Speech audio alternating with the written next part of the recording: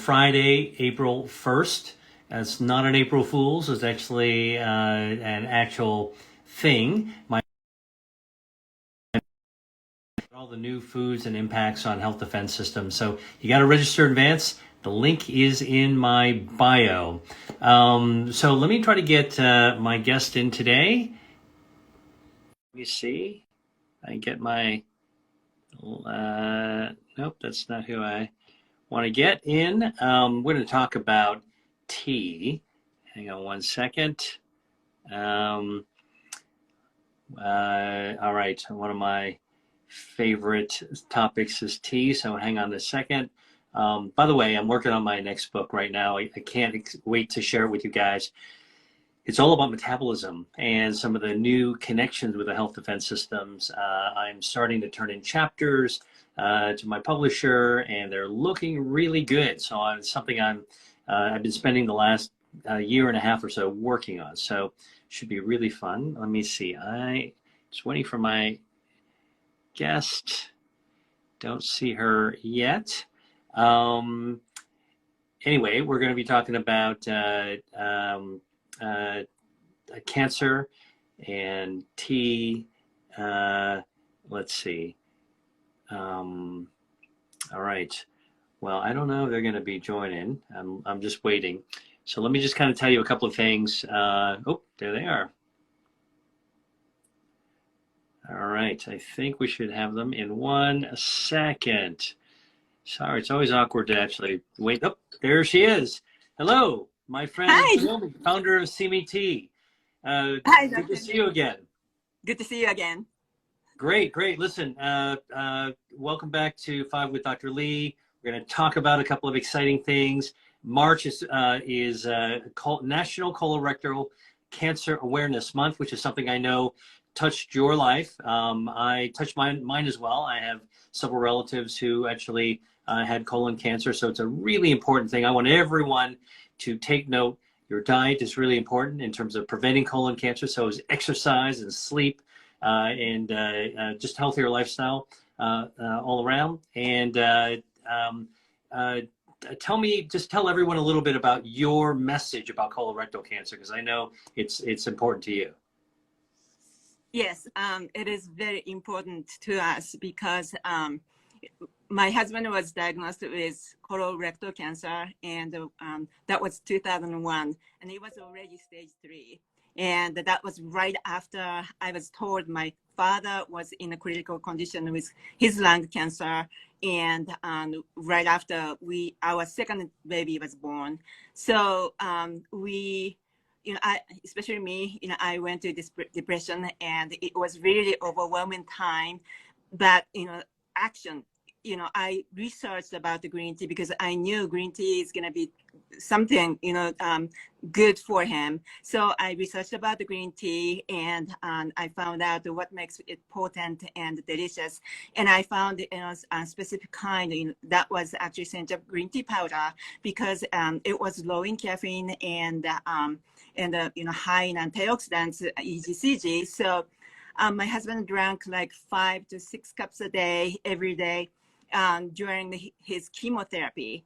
And he says, just for him, action was eating healthier and drinking green tea a lot, all day long.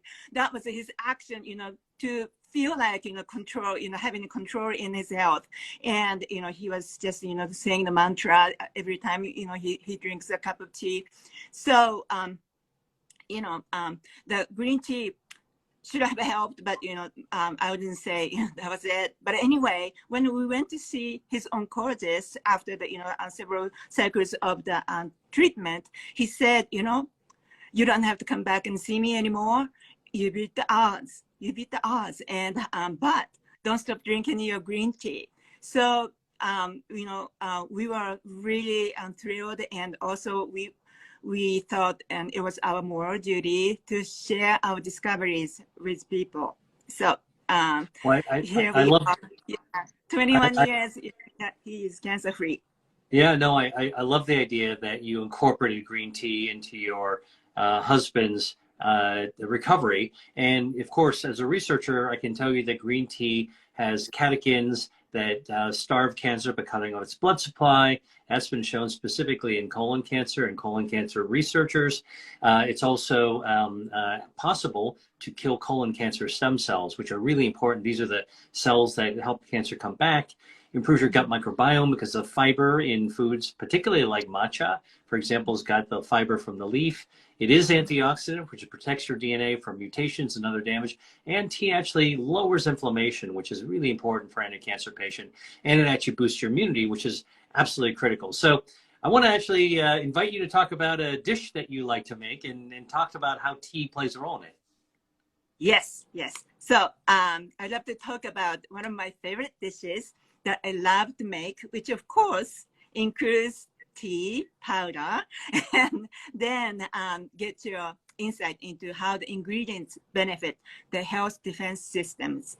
And here is my favorite arugula, beautiful. mushroom, fresh tomato salad with Asian Caesar salad dressing. And I'm going to just... So that's green tea. Is that matcha powder?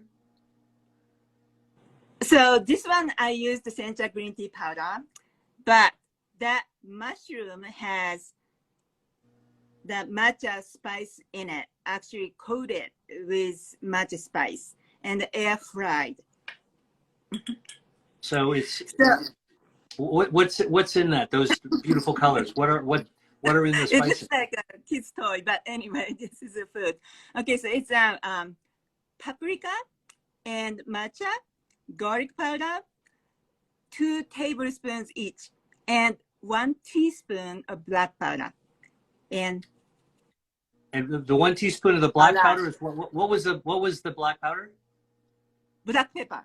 Black pepper. Black pepper. Oh, okay, great. Mm-hmm. So this is kind of like a combination spice. It's got a little bit of heat to it. Lights up your, and that's actually what you put on top of the salad. Actually, yes, you can put it over the salad. Actually, I coated mushroom with this and air fried it. Air fried mushrooms. It's so simple, easy. Okay. So then you use those air fried mushrooms with the matcha spice, and you put that into the salad. I love that. Instead of croutons. I love the idea of combining tea into food. I know that tea you can also put into a stew. You can actually put into a soup. You can, if you're steaming a fish or you're pan roasting a fish, you can also put tea in there. There are actually cookbooks about how to cook with green tea and other types of tea as well. So it's now, what is the particular type of green tea that you're using? I'm using mostly powder, sometimes matcha, sometimes sencha green tea powder. What we call it, edible green powder. And we have regular and water processed decaffeinated. I enjoy the decaffeinated one in the evenings because I'm sensitive to caffeine. Right. Well, look, I mean, I love the fact that you're sharing that recipe with us. And I love drinking tea and like eating tea. Something about matcha a lot of people don't appreciate is that it's actually the entire tea leaf that's turned into a powder. So it has fiber in it, as I mentioned. That fiber actually is really good for your gut microbiome, which then is good for your immune system, which in a Cancer Awareness Month is really important for helping your gut microbiome, gut bacteria, to help boost your immune system, which can actually help your body to naturally fight cancer. So so I think tea is also wonderful because it's relaxing, as you say, that for you having it even in the evening. So look, I mean, I could talk about tea all day, all night. I really appreciate you joining me once again. And I thank you for sharing your recipe with everyone. I don't think people would have actually thought about combining those beautiful layers together and then shaking it and then coating a mushroom and then air frying it instead of croutons. What a clever way to actually kind of pump up your salad. I want to actually make that recipe available for everyone in my bio. I also want to remind you to sign up for my next masterclass, where you'll learn about even more foods and more and their impact on the health defenses. And I'm going to be live again tomorrow at 12 noon for the masterclass. You got to register through the link in my bio. So thank you, Kiyomi, for joining us, and I hope to see you all at the masterclass tomorrow. Thank you so much for having me. See you soon. Bye-bye. Bye.